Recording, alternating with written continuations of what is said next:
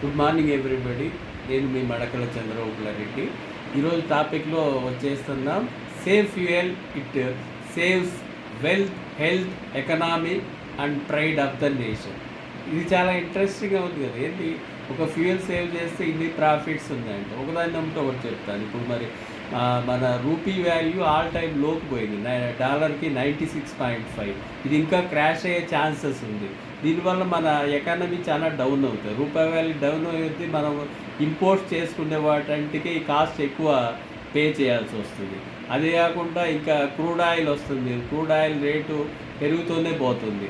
దాంతోపాటు మనము ఎక్కువ ఆయిల్ అంటే పెట్రోల్, డీజిల్ యూజ్ చేసే కొద్దీ మన రూపాయి వాల్యూ తగ్గుతూనే పోతుంటుంది. అది మనకు తెలియాలంటే ఇప్పుడు మనము తగ్గించామనుకోండి, మనము పెట్రోల్, డీజిల్ వాడకం తగ్గిస్తే ఖచ్చితంగా వాళ్ళు డౌన్ అవుతుంది. ఇది క్రూడ్ ఆయిల్ రేట్ తగ్గుతుంది, రూపాయి వాల్యూ పెరుగుతుంది. అదే కాకుండా ఎప్పుడైతే మనం తగ్గించాలంటే తక్కువ దూరంలో ఉండేది 1 కిలోమీటర్ లోపల 20 ఇయర్స్, 30, 40 ఇయర్స్ వాళ్ళు ఈజీగా నడిచిపోవచ్చు దగ్గరలో. కానీ ఇక్కడ బైక్ వాళ్ళు మార్కెటింగ్ ఎలా చేశారంటే బైక్ రావడమే ప్యాషన్గా తీసుకువచ్చి బైక్స్, కార్స్ని మార్కెట్ చేసుకుంటారు. కానీ అది కరెక్ట్ కాదు. మనము ఇప్పుడు బైక్స్, కార్స్ ఎక్కువ సేల్స్ అయ్యే కొద్దీ ప్రతి ఒక్కరి ఆరోగ్యం దెబ్బతింటుంది. పొల్యూషన్ వల్ల కానీ వాళ్ళు నడవడం తగ్గిస్తారు.